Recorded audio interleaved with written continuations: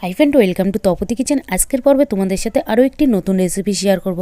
সাধারণত আলু দিয়ে বেগুন দিয়ে বাটা মাছের ঝালের রেসিপি আমরা সবাই বাড়িতে তৈরি করে থাকি।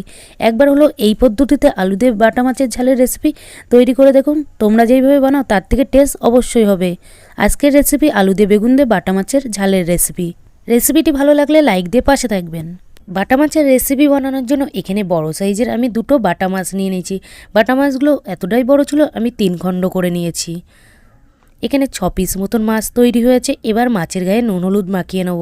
নুন হলুদ মাখানোর জন্য এখানে দিয়ে দিলাম 1 চামচ মতন নুন, আর দিয়ে দিলাম 1/2 চামচ মতন হলুদ গুঁড়ো, আর দিয়ে দেবো 2 চামচ মতন সর্ষের তেল। এবার নুন হলুদটা ভালো করে মাছের গায়ে মাখিয়ে নেব। সর্ষের তেলটা দেওয়ার কারণে তোমরা অনেকেই বলতে পারো সর্ষের তেল দিয়ে মাছের গায়ে নুন হলুদ মাখানোর কী দরকার। মাছের ভিতরে সর্ষের তেল দিয়ে নুন হলুদটা মাখালে ভালো হয়। সেই কারণে আমি মাছের ভিতরে সামান্য পরিমাণে সর্ষের তেল দিয়ে দিয়েছি 2 চামচ মতন। এখানে মাছের গায়ে নুন হলুদ মাখানো হয়ে গেছে। এবার আমি মাছে দেওয়ার জন্য কিছু সবজি কেটে নেব। আগে আমি ধনেপাতাগুলো কেটে নেব। ধনেপাতাটা আমি এই কারণে আগে থাকতে কেটে নিচ্ছি, ধনেপাতার এই গুঁড়াগুলো ফেলবে না, গুঁড়াগুলো কাজে লাগবে। এখানে আমি বেশ কিছুটা গুঁড়া কেটে নিয়েছি। এবার ধনেপাতাগুলো আমি কুচিয়ে নেব। এখানে ধনেপাতাগুলো কুচিয়ে নিয়েছি, তোমরা দেখতে পাচ্ছ ধনেপাতা কুচানো হয়ে গেছে। এবার ধনেপাতাগুলো আমি একটি বোলের ভিতরে তুলে নেব। ধনেপাতাগুলো একটি বোলের ভিতরে তুলে নিয়েছি। মাছের ঝোলে দেওয়ার জন্য এবার আমি আলুগুলো কেটে নেব। মাছের ঝোলে দেওয়ার জন্য এখানে আমি বড় সাইজের 2টো আলু দেবো মাছের ঝোলে। মাছের ঝোলে দেওয়ার জন্য তোমরা অনেকে আছো আলুগুলো লম্বা লম্বা করে কাটো। এখানে আলুগুলো আমি লম্বা করে কাটবো না, আলুগুলো গোল গোল করে কেটে নেব। প্রথমে আলুগুলো লম্বা করে কেটে এরকম গোল গোল করে কেটে নেব।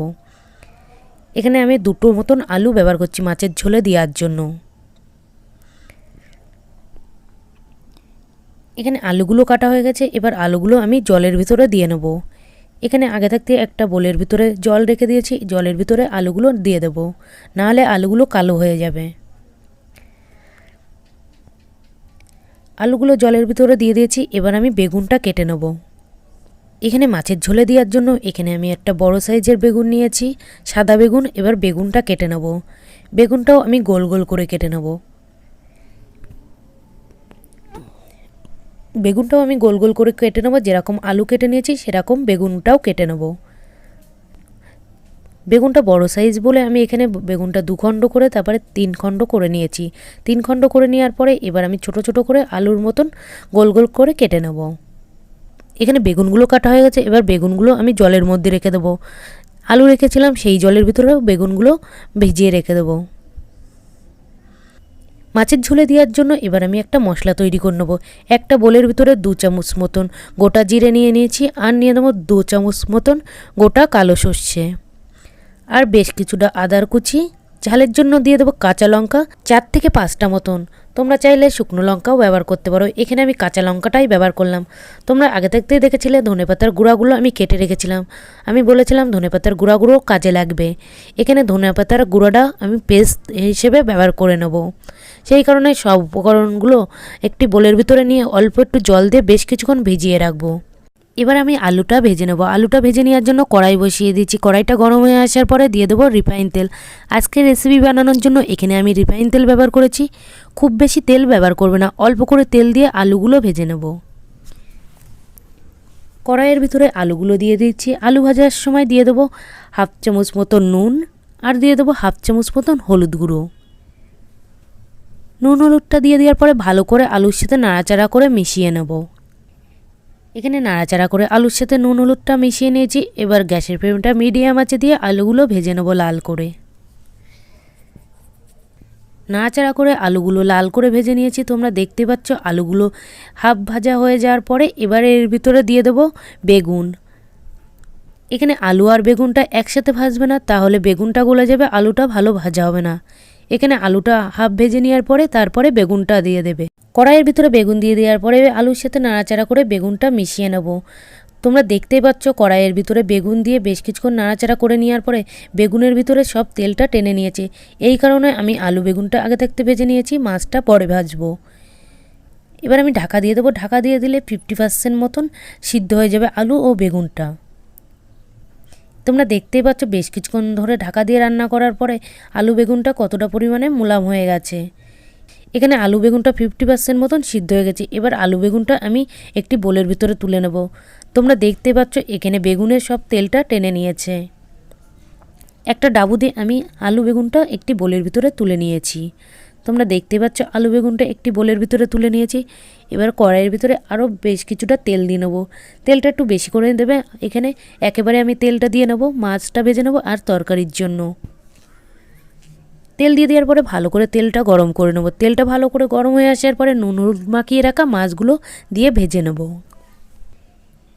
এখানে আমি সবকটা মাছ কড়াইয়ের ভিতরে দিয়ে দিয়েছি। তোমরা দেখতেই পাচ্ছ একে একে মাছগুলো আমি কড়াইয়ের ভিতরে সাজিয়ে দিয়েছি। এখানে গ্যাসের ফ্লেমটা মিডিয়াম আঁচে দিয়ে মাছটা লাল করে ভেজে নেব। বেশ কিছুক্ষণ ধরে মাছটা ভেজে নেওয়ার পরে মাছের ওই পিঠটা ভাজা হয়ে গেছে। এবার মাছগুলো উল্টে দিয়ে মাছের এই পিঠটা ভেজে নেব।